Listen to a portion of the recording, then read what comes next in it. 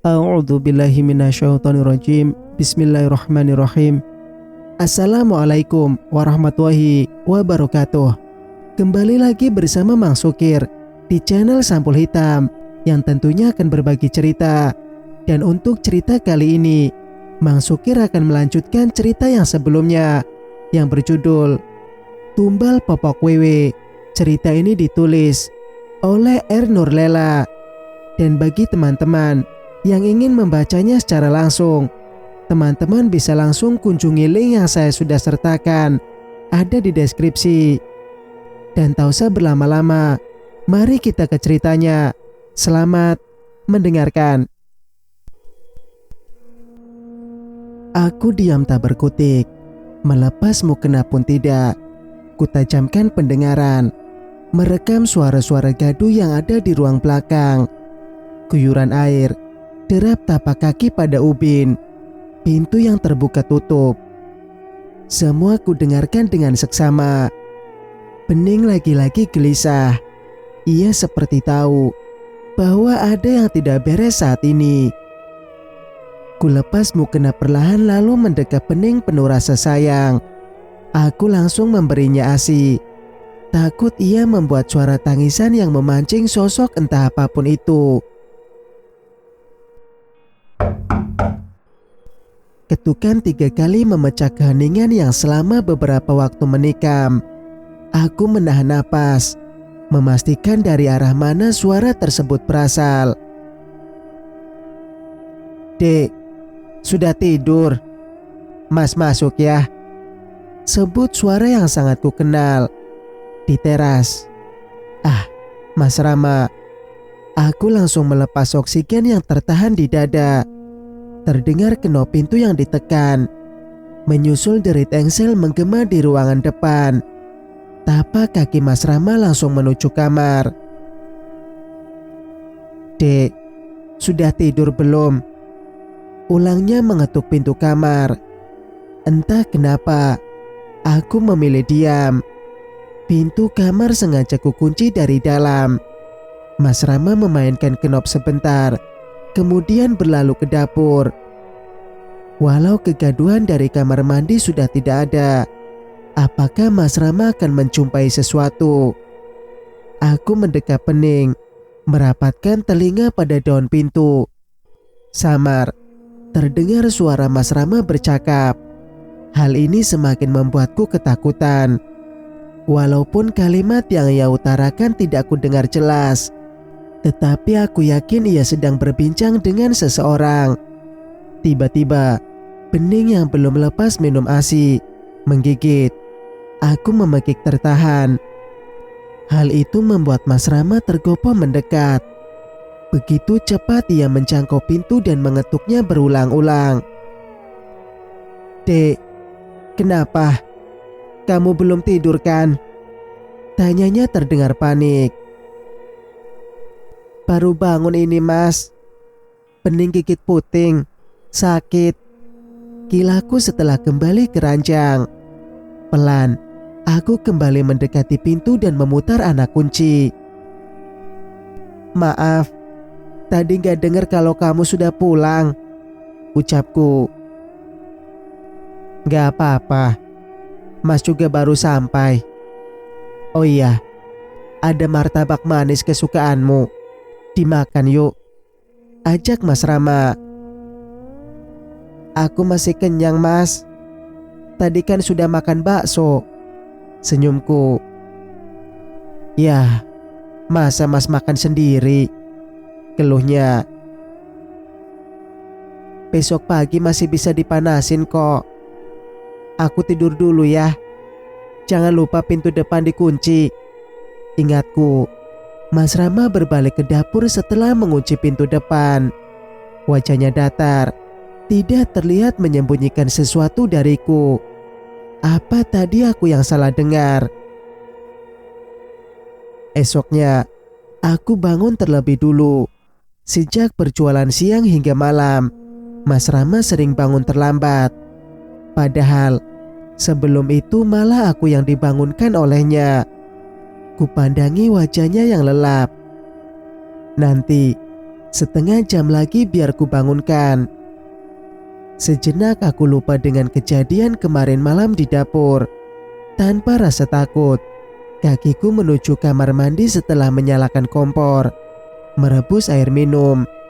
Di ambang pintu, aku berhenti. Aroma tak sedap langsung tercium, seperti bau pesing dan amis. Lagi-lagi, aku mendengkus kesal. Kenapa Mas Rama selalu membuang sisa kaldu ke kamar mandi sih? Tunggu. Kalau ini kaldu, kenapa ada bau pesing? Apa lagi-lagi ulah Mas Rama yang tidak menyiram kloset dengan benar? Aku meraih sikat lalu menyalakan keran. Kusiram lantai dengan karbol dan mulai menyikatnya. Saat sadar, terlihat gumpalan rambut tersangkut. Ciri-cirinya mirip dengan yang kutemukan di keran waktu itu. Kasar, hitam, panjang dan sedikit keriting. Sangat berbeda dengan rambutku. Azan baru berkumandang. Aku meninggalkan lantai yang masih kotor dengan hati gusar.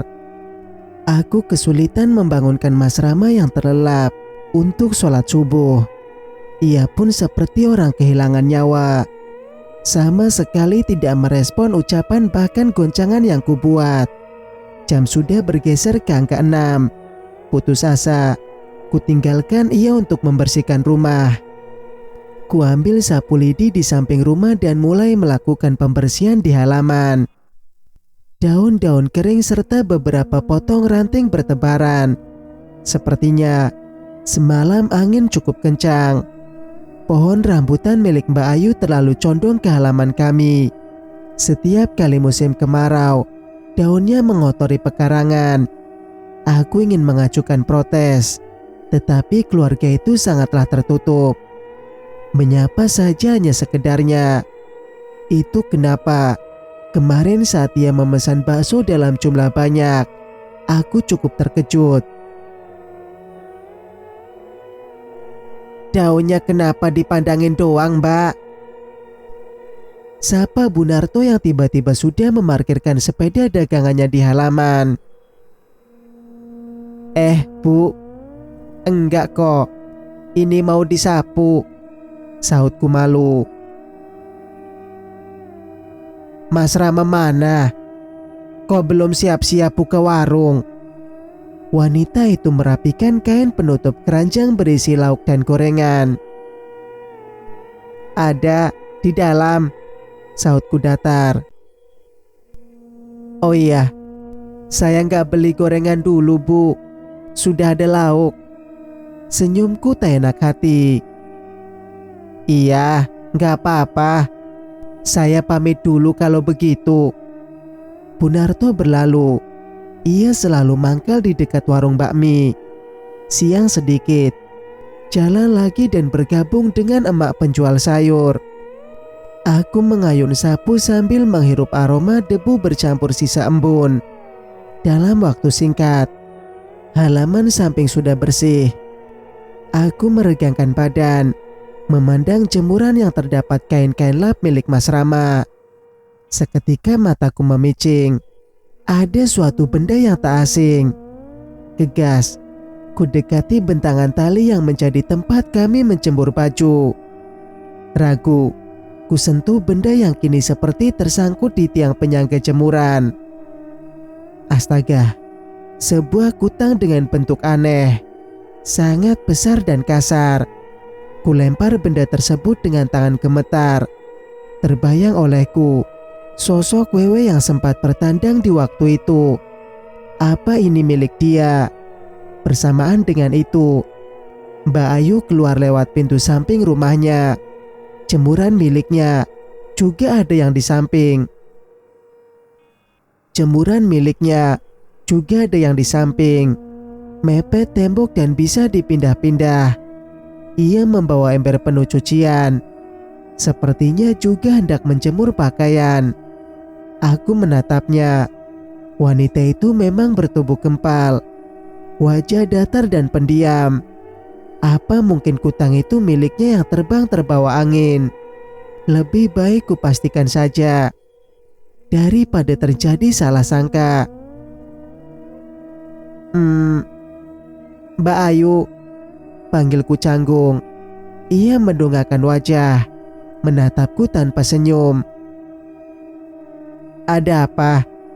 Tanyanya menurunkan ember ke bawah jemuran. Apa ini punya Mbak Ayu? Aku mengulurkan kutang berwarna hitam tersebut padanya. Mbak Nuni bercanda ya?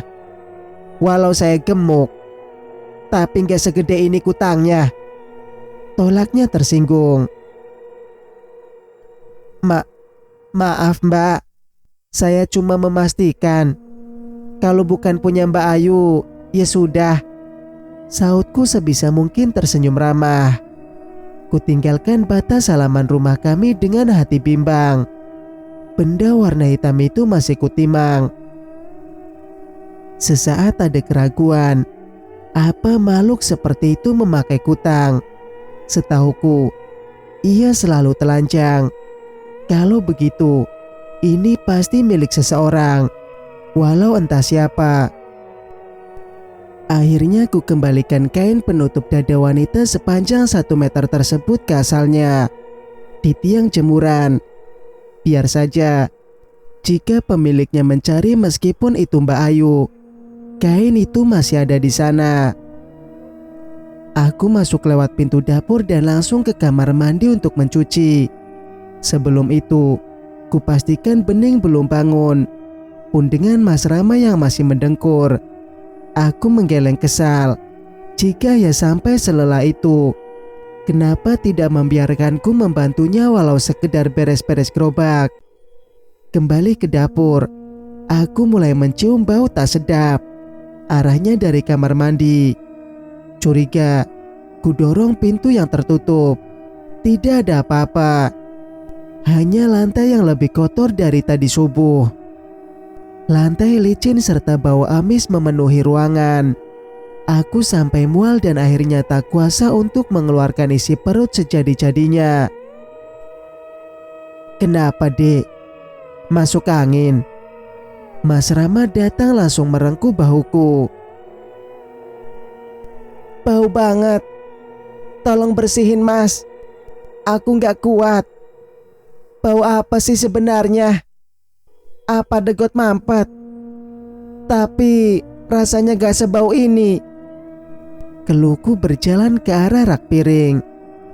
Tangan meraih gelas dan bersiap membuat teh hangat. Mungkin minuman panas bisa meredakan rasa mual. Mas Rama tidak menyahut. Ia langsung masuk kamar mandi, menutup pintu dan sepertinya buang hajat. Tak lama, terdengar sikat beradu dengan lantai. Ia melakukannya tanpa penolakan. Sudah kubilang, jangan di sini. Gumam suara Mas Rama samar. Aku tercingkat. Benarkah ia berbicara seperti itu? Dari dapur, suara gumaman di kamar mandi masih bisa terdengar karena menggema. Aku gak mau membuat repot istriku. Tugasnya lagi. Lirih. Penasaran. Aku mengetuk pintu. Mas Rama berteriak kaget.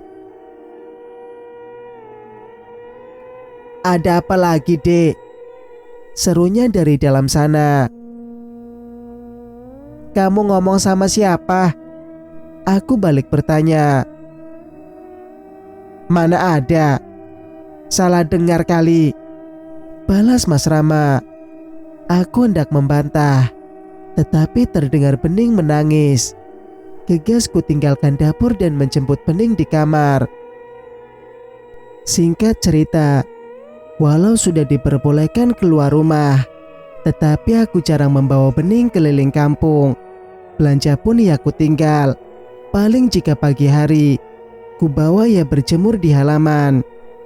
Mbak Ayu dan suaminya belum memiliki keturunan. Pernah ku dengar desas-desus warga jika ia mengalami infertil atau mandul karena obesitas. Itu sebabnya mereka lebih sering mengurung diri di rumah sepulang bekerja. Selama 2 tahun tinggal di sini, Baru sekali aku masuk ke dalam rumahnya. Kemarin lalu, saat ia memesan bakso 50 porsi. Isi ruangannya sederhana, terlalu luas untuk penghuni yang hanya sepasang suami istri. Berbagai lukisan luar negeri terpajang di dinding. Ada pula foto pernikahan Mbak Ayu dan suaminya, Mas Barga. Lelaki itu jarang sekali terlihat di rumah. Setauku, ia pengusaha kuliner, salah satu pemilik restoran dengan puluhan cabang yang tersebar di Jawa dan Medan. Sore ini, kulihat Mas Barga sedang bermain dengan anjing peliharaan. Entah sejak kapan mereka memiliki hewan berbulu lebat itu. Aku tidak pernah mendengar suara gonggongannya. "Lihat apa, Dek?" tanya Mas Rama dari teras. Pembeli ke-10 untuk hari ini baru saja pulang. "Itu, Mas Barga punya anjing lucu," tunjuknya. "Kamu pengen?" goda Mas Rama. "Enggak, Mas. Malas bersihin najisnya." Aku menggeleng. "Sudah surup. Lekas masuk, Dek. Jangan bawa bening keluar rumah lagi," perintahnya. Aku menurut. Kutimang putri kecilku yang terjaga. Ia terlihat senang melihat pemandangan luar. Menjelang maghrib, Mbak Novi datang bersama Azam. Bocah itu lagi-lagi bergelayut di tangan ibunya. Mata sembab. Sisa tangis masih terdengar sesungguhkan. "Mas, baksonya masih ada. Setengah porsi ya buat Azam," pinta Mbak Novi menghela nafas panjang. "Ada, Mbak. Tunggu sebentar ya." Mas Rama cekatan menyiapkan pesanan. Dari ruang depan, kulihat Azam turun dari gendongan. Ia mulai tenang, kemudian duduk di kursi panjang. "Nggak masak, Mbak Nov? Tumben, jam segini beli bakso," cetus Mas Rama membuka tutup kuah kaldu. "Masak, Mas. Tapi si Azam nih nggak mau makan, kecuali sama kuah bakso Mas Rama. Memang anak kecil suka aneh-aneh," saut Mbak Novi. Wanita itu menatap ke dalam, melihatku yang sedang menyusui bening. Ia pun bangkit dan izin masuk. "Wah, bening gak pernah terlihat, udah gede aja," kudanya gemas. "Iya, Mbak. Kalau gak nyanding, kayaknya cepat gede," jawabku tertawa. "Sudah mau maghrib, bawa masuk saja Azam, Mbak. Makan di sini. Nanti pulangnya kalau sudah lepas sampai kala." "Memangnya nggak apa-apa, Mbak. Saya tadinya mau habis maghrib saja ke sini. Tapi itu anak makin ngamuk. Nggak bisa ditolongi," keluh Mbak Novi. "Nggak apa-apa, Mbak. Namanya anak-anak," hiburku. Mbak Novi ke teras. Tak lama, ia seperti berseteru dengan Mas Rama. Aku yang penasaran menghampiri mereka di ambang pintu. "Tadi Azam di sini. Masa Mas Rama nggak lihat?" Mbak Novi panik. "Serius, Mbak. Azam tadi sudah ikut masuk, Mbak Novi," yakin Mas Rama. "Kalau masuk, harusnya kami lihat, Mas. Iya kan, Mbak?" tanya Mbak Novi padaku. "Iya, Mas. Azam gak ikut masuk. Di mana dia?" Aku menatap halaman yang mulai meredup. "Dek, Mas lihat Azam masuk di belakang Mbak Novi. Serius. Serius," tandasnya. Hal ini membuat Mbak Novi menangis histeris. Ia menghambur ke halaman, mencari-cari Azam. Balita 3 tahun anak pertamanya. "Mas, bantu Mbak Novi dulu Ki, kasihan," pintaku. Mas Rama menarik napas panjang. Ia menyusul Mbak Novi ke halaman. Mereka pun mulai melakukan pencarian ke sekitar pekarangan. Namun, bocah itu tetap tidak ditemukan. "Coba cari di rumah, Mbak. Apa diam-diam Azam pulang sendiri?" usul Mas Rama. Mbak Novi setuju. Ia berlari pulang, menapaki hari yang mulai menggelap. Seiring azan maghrib berkumandang, perasaanku tidak enak. Azam hilang begitu saja. Padahal belum lama aku melihatnya duduk di bangku, menghadap halaman dan seperti berbincang. Mas Rama mondar-mandir gelisah. Tatapannya memindai halaman dan juga tempat di mana Azam terakhir duduk. Sesekali, kulihat ia mencuri pandang ke rumah Mbak Ayu yang terasanya gelap. Wanita itu sepertinya tidak di rumah. "Sholat dulu saja, Mas. Nanti kalau belum ketemu juga, Mas bantu Mbak Novi cari Azam," anjurku. Mas Rama tidak menyahut. Ia menghalauku agar masuk kamar, menutup pintu depan, kemudian berlalu ke belakang. Tak lama, terdengar suara guyuran air.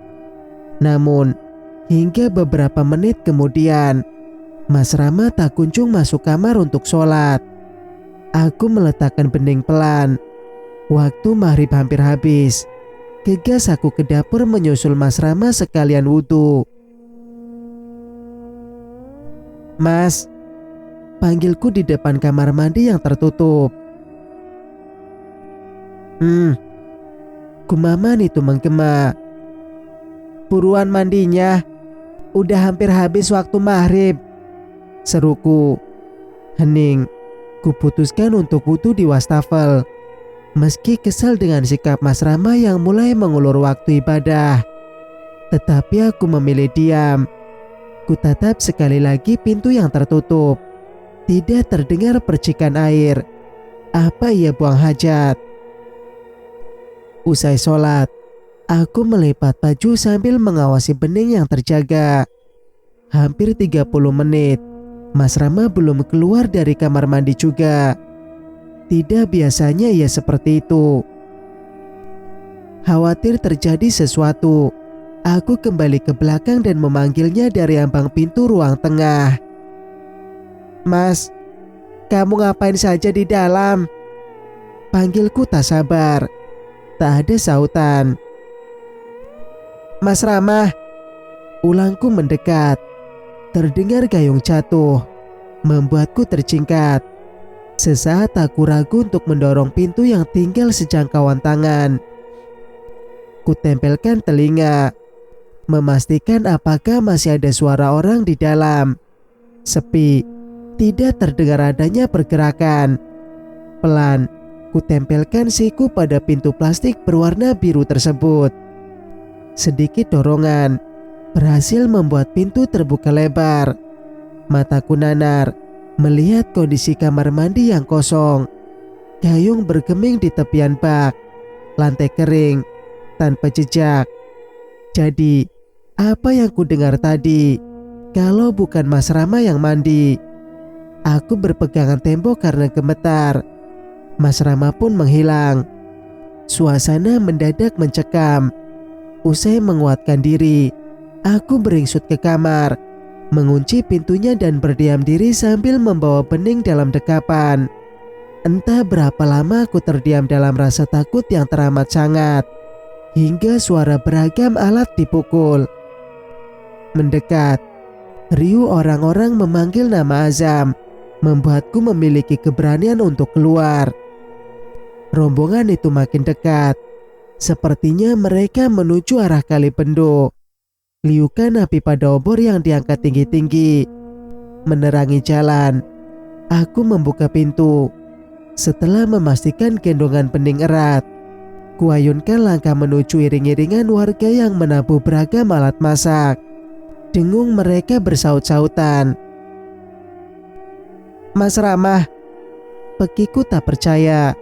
Ia membawa obor di antara barisan warga paling belakang. Dek, kenapa keluar? Sana, masuk rumah saja. Halo Mas Rama cemas. Mas, kalau kamu di sini, dari tadi yang ada di rumah siapa? Jeritku menimpali suara berisik. Seketika semua orang berpaling ke arahku. Tatapan mereka membuat tubuh makin gemetar hingga luruh ke tanah. Astagfirullah. Pekik mereka menyadarkan Mas Rama. Lelaki itu melempar obornya dan langsung menangkap tubuhku. Ayo, pulang dulu dek, ajak Mas Rama. Mbak Kar yang ikut rombongan warga menemani Mbak Novi, berniat mengambil alih bening. Saya nggak apa-apa Mbak, tolakku. Tapi Mbak Nuni pucat banget. Biar saya gendong bening, pintanya. Aku menggeleng. Mbak Novi terisak. Ia meminta warga agar kembali bergerak. Suaminya pun mengomandokan rombongan untuk lanjut melakukan pencarian Azam. Mas Rama membawaku kembali ke rumah.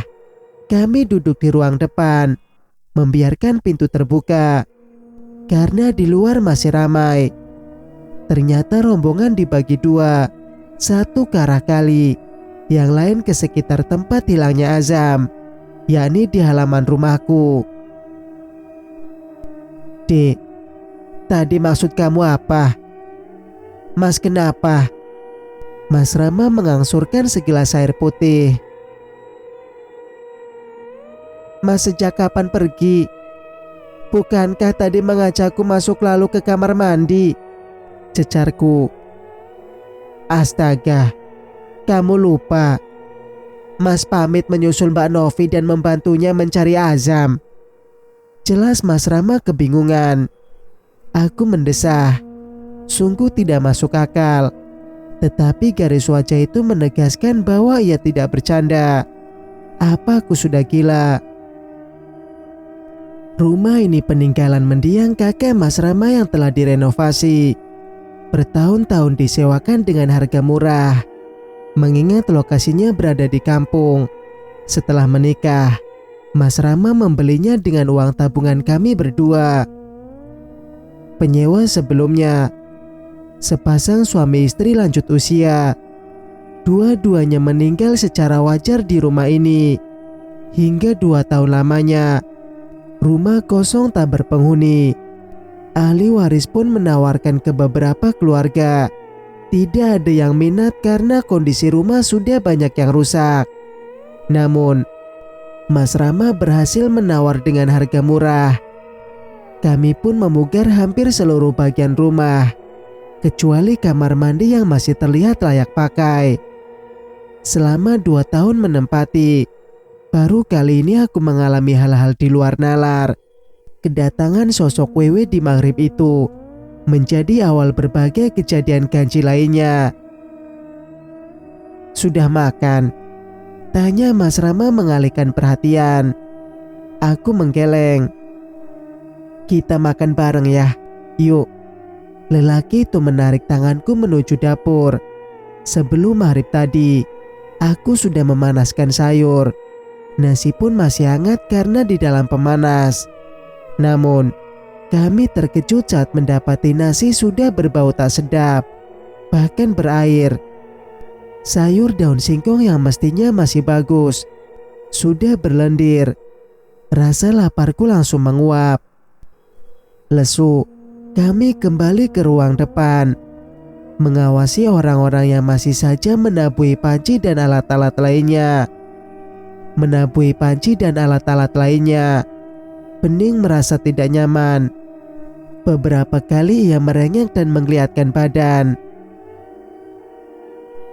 Azam, pekik wanita di luar, membuatku tertarik untuk mendekat. Mbak Novi menangis histeris, memeluk bocah yang terlihat linglung. di perbatasan halaman rumahku dan Mbak Ayu. Sudah ketemu? Mas Rama menghambur ke halaman. Iya, di terasnya Mbak Ayu, sahut Pak Cipto. Aku berdiri mematung, menatap teras rumah wanita gemuk yang sejak sore tadi tidak terlihat. Singkat cerita, sudah kupastikan berita Azam langsung menyebar ke penjuru kampung. Aku yang merasa tidak enak karena hilangnya Azam kebetulan saat Mbak Novi membeli bakso di warung kami. Berniat untuk mengunjungi mereka, kubawakan sekantong buah dan jajan untuk Azam. Assalamualaikum, Mbak. Sapaku mengetuk pintu. Terdengar sahutan dari dalam. Mbak Novi keluar diikuti Azam yang tengah mengunyah makanan. Mbak Nuni, mari masuk, sambutnya. Makasih Mbak, ini jajan sedikit buat Azam, ucapku mengulurkan bingkisan. Wah, kenapa repot-repot begini? Makasih Mbak, sahut Mbak Novi. Aku lebih nyaman di teras, meski Mbak Novi menyuruh masuk. Sementara ia ke dalam, kuajak ngobrol Azam yang mencolak-colek kaki bening. Azam kemarin main kemana? Tanyaku lirih. Ia diam tak merespon. Aku hendak mengulang pertanyaan tersebut, tetapi Mbak Novi sudah keluar membawa segelas teh. Azam lagi makan ya? Tanyaku tersenyum. Iya Mbak, dari kemarin bawanya lapar mulu. Ini udah makan 2 kali, ucap Mbak Novi sambil menyuapkan nasi dengan kuah sayur sop. Mungkin sedang pertumbuhan Mbak, timpalku. Oh iya, kemarin Azam gimana bisa ketemu? Tanyaku hati-hati. Mbak Novi terdiam sesaat. Masih terlihat jelas gurat khawatir dan trauma yang mendalam. Saya juga nggak tahu Mbak. Kemarin ada yang menyarankan agar saya telanjang. Katanya karena Azam sedang disembunyikan oleh Wewe. Setengah nggak percaya, saya akhirnya ke samping rumah Mbak Ayu, sembunyi di balik pohon tetehan itu yang rimbun, ditemani Mbak Kar. Saya melepas semua pakaian lalu nungking seperti arahan orang tersebut. Aneh, tiba-tiba saya dengar Azam manggil. Walau nggak tahu pasti di mana dia. Nggak lama warga melihat bocah itu di teras rumah Mbak Ayu. Papar Mbak Novi terengah. Jadi, menurut Mbak Novi, apa Wewe itu beneran ada? Tanyaku penasaran dengan reaksinya. Iya Mbak, saya yakin Azam disembunyikan Wewe. Sayangnya dia belum bisa cerita apa yang terjadi. Kayak orang linglung, ngomongnya juga belum jelas, sahut Mbak Novi menatap Azam. Kami terdiam. Hembusan angin terasa sejuk menerpa wajah. Rumah Mbak Novi sangat dekat dengan Kali Bendok. Dari sini, gemericik air sungai berbatu itu terdengar cukup jelas. Sebenarnya, rumah kami memang berada di sepanjang aliran Kali Bendok. Hanya saja, makin ke ujung, rumah semakin menjauhi sisi sungai. Ada hutan bambu yang membatasi pemukiman dengan kali tersebut. Juga kebun singkong dan jagung yang membentang luas. Belakang rumahku, kebun kosong dan tak terawat. Pemiliknya sudah meninggal. Sementara ahli waris ada di kota. Terkadang, aku takut kebun itu menjadi sarang ular atau musang. Loh, bening gak dipakaikan telingo Bang Mbak? cetus Mbak Novi setelah cukup lama terdiam. Enggak Mbak, dulu pas habis lahiran doang, sahutku tersenyum. Anak bayi itu wangi, bisa mengundang makhluk halus. Pakaikan Mbak, kasihan, ujar Mbak Novi. Aku mengangguk, menghargai pendapatnya. Hari beranjak siang, aku pun berpamitan sebelum azan zuhur berkumandang. Saat memakai sandal, Aza menunjuk pening dan bergumam entah apa. Ama, uwe. Namanya Soca Bening Zam. Apa? Mbak Novi mengusap kepala Azam, meminta mengulanginya. Uwe. Sentak bocah itu membuatku mengulum senyum. Namun, aku masih berusaha berpikir keras. Apa maksud Azam? Waktu di rumahku, bocah berkulit putih itu pun menunjuk jemuran dan mengatakan hal yang sama. Sejak Azam menghilang, Mbak Ayu belum pulang. Rumahnya tertutup rapat. Halaman penuh dengan daun rambutan. Pun dengan Mas Parga, terhitung sudah sepekan lebih mereka tidak terlihat. Warung bakso masih buka seperti biasa, dari pukul 11.00 hingga malam. Jika ramai, pukul 21.00 sudah bisa tutup. Namun, hari ini sehabis maghrib, Mas Rama sudah berkemas. Walau banyak pelanggan berdatangan, ia akan menolak dan mengatakan habis. Memangnya kamu mau kemana, Mas? Tanyaku heran. Mau ke kali sama Sanu, sahut Mas Rama sambil membawa masuk sisa bakso yang masih cukup banyak.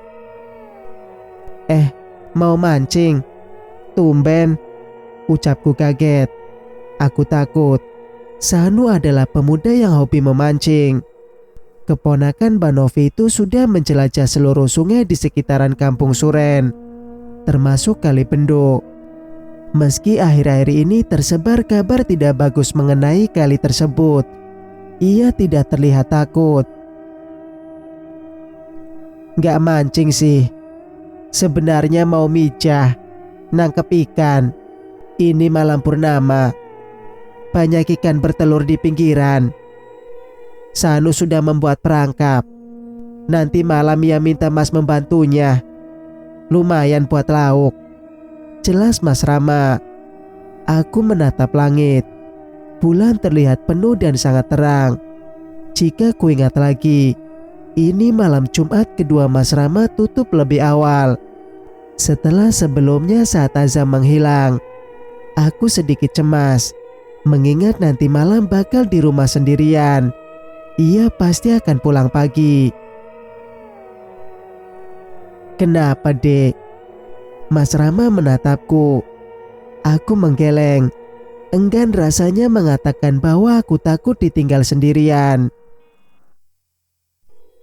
Mau bawa bekal? Biar ku siapkan, tawarku. Boleh. Bawa kopi sama gula ya, pinta Mas Rama. Iya. Aku beranjak ke dapur, menjerang sepanci air lalu menyiapkan nasi dan sisa lauk hari ini. Mau bawa baksonya, Mas? Tanyaku setengah berteriak. Ia sedang membereskan kursi dan menurunkan terpal di teras. Ia tidak menyahut. Iya, kusiapkan saja 2 bungkus. Barangkali Sanu mau. Aku pun ke depan, berniat mengambil kaldu yang belum dibawa ke belakang. Saat tangan hendak meraih tutup kaldu, Mas Rama terlihat kaget. Mau ngapain? Sentaknya. Mau ngambil kaldu, Mas. Kenapa? Masih banyak kan? Tanyaku. Masih sih. Buat apa? Kamu belum bosan makan bakso mulu? Cecar Mas Rama. Bukan buat aku, tapi kamu bawa nanti. Siapa tahu Sanu mau. Sahutku kembali meraih tutup kaldu. Oh, ya sudah. Sini biar Mas saja yang ambilin. Kamu siapin yang lain saja. Tugas lelaki itu mengambil alih wadah yang kupegang. Tangkas. Ia pun menggayung kuah kaldu yang masih terlihat panas dan membawakannya ke dapur. Aku masih mematung. Sebenarnya, kenapa Mas Rama seolah tidak ingin aku menyentuh gerobak baksonya? Apa ada yang ia sembunyikan? Teringat dengan kain putih yang kutemukan di dasar panci waktu itu, membuatku semakin curiga padanya. Dek, air mendidih tuh. Panggil Mas Rama dari dapur. Aku beranjak. Walau sebenarnya sangat ingin mengintip isi panci besar yang selalu mengeluarkan aroma nikmat. Mungkin nanti saja, saat Mas Rama pergi ke kali, batinku. Pukul 20:30. Mas Rama bersiap. Warung sudah bersih. Lantai telah dipel. Bahkan tempat sampah dalam kondisi kosong. Biasanya, ia akan membuang sampah sisa dagangan ke lubang khusus di halaman belakang pagi hari. Di antara kerapian itu, satu hal yang membuatku bingung. Panci kaldu ternyata tidak dibawa ke dapur. Padahal, aku ingin memeriksanya jika ia sudah berangkat. Kenapa pancinya nggak dibawa masuk, Mas? Tanyaku saat mengantarkannya ke teras. Oh iya, lupa. Biarlah, besok pagi saja. Ucapnya menepuk jidat. Apa perlu kubawakan sekarang? Tawarku memancingnya. Jangan, berat Dek. Sudah, gak apa-apa. Besok pagi, Mas pulang langsung beres-beres. Larang Mas Rama sesuai dugaan. Sudah ya, kamu hati-hati di rumah. Setelah mengunci pintu, langsung tidur saja. Pesannya kemudian. Aku mengangguk, menatap punggungnya yang lenyap di balik kegelapan malam, menuju rumah Sanu. Sebelum kemudian ke Kali Bendo, cahaya bulan memberikan penerangan ke sekitar, termasuk ke halaman rumah Mbak Ayu yang terlihat suram. Entah kenapa, wanita itu selalu pergi berhari-hari tanpa pamit ke tetangga. Setidaknya minta tolong untuk menyalakan lampu teras agar ada penerangan. Segumpal awan berarak, mulai menutupi pendar perak di langit. Seketika suasana meredup, gelap dan dingin. Gegas, kumundurkan tubuh, menarik pintu dan bersiap menguncinya. Namun, sebelum itu ekor mataku sempat menangkap bayangan dari samping rumah Mbak Ayu. Aku tidak yakin, tetapi sepertinya tadi benar-benar ada di sana.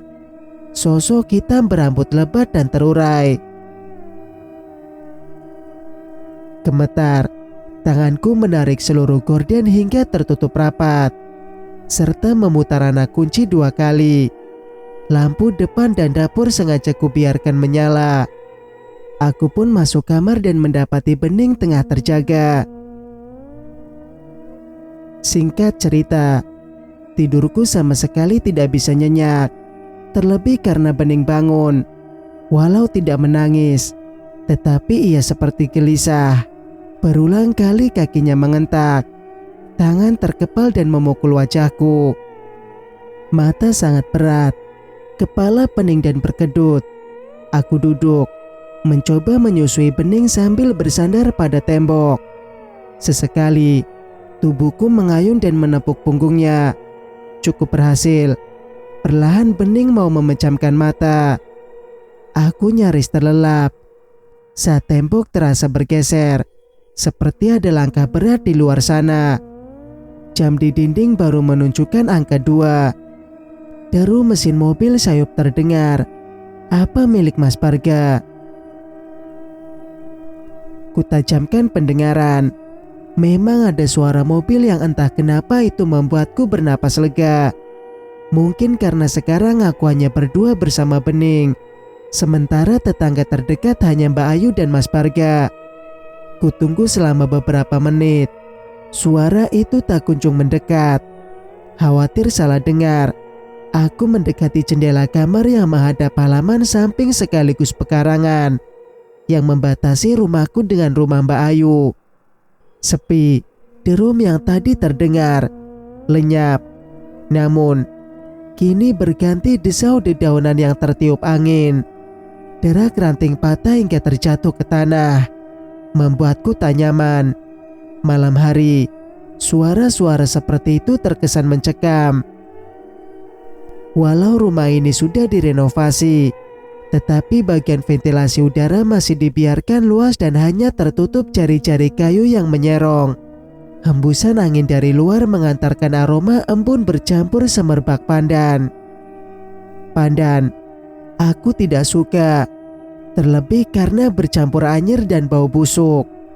Aroma mengerikan yang melekat pada makhluk itu.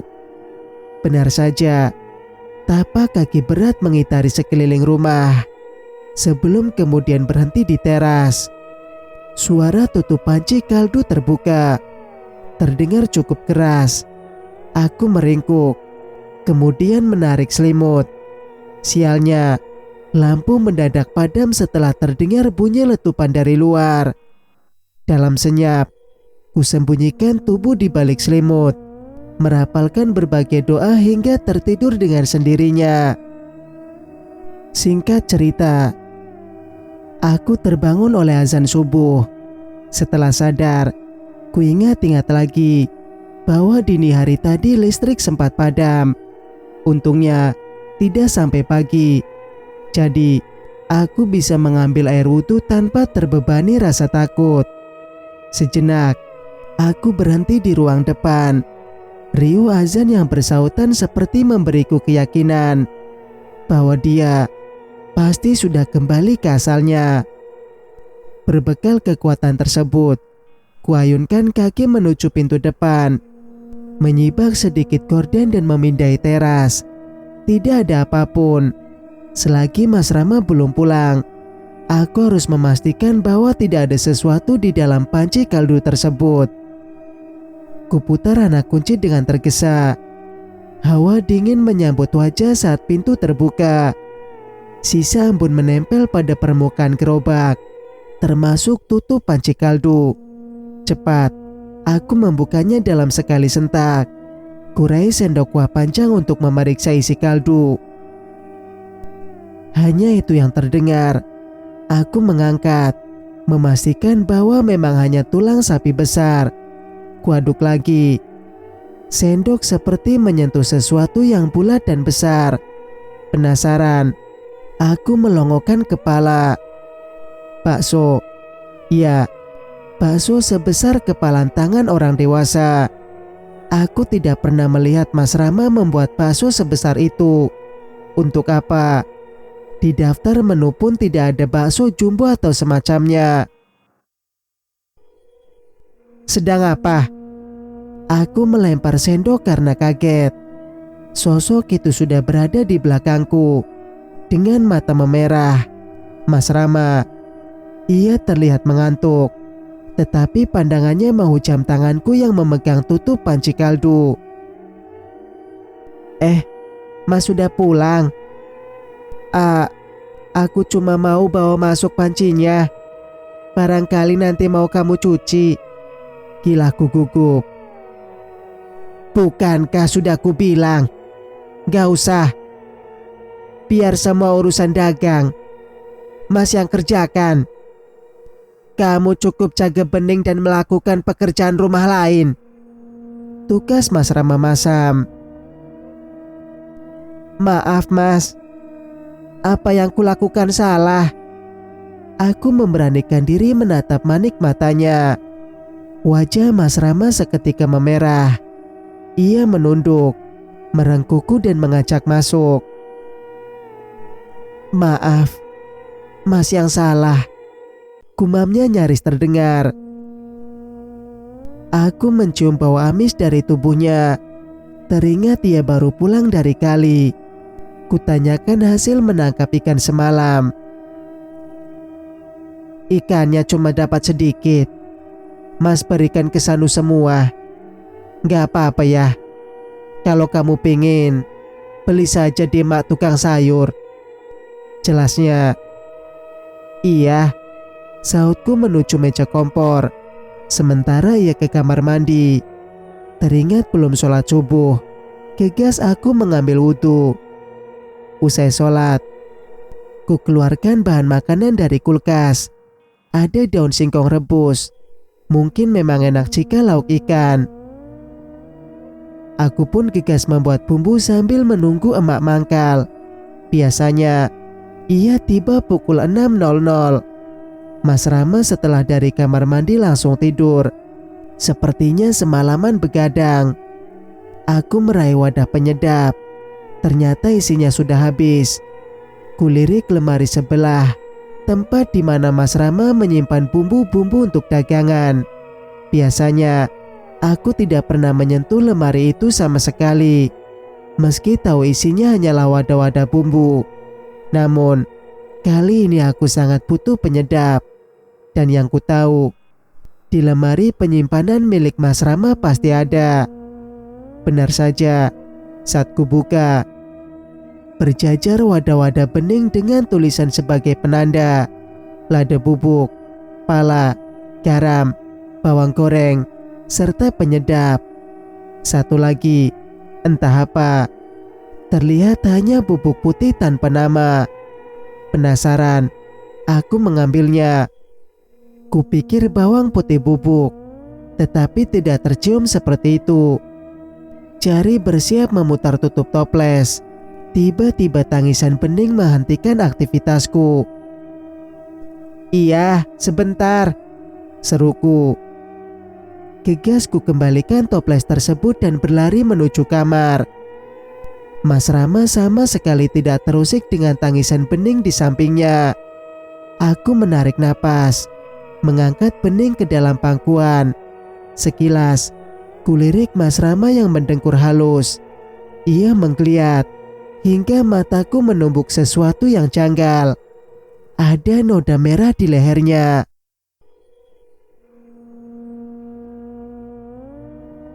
Cerita pun bersambung. Jika kalian suka dengan ceritanya, jangan lupa untuk like, komen, dan subscribe channel ini agar bisa mendengarkan cerita-cerita berikutnya. Wassalamualaikum warahmatullahi wabarakatuh.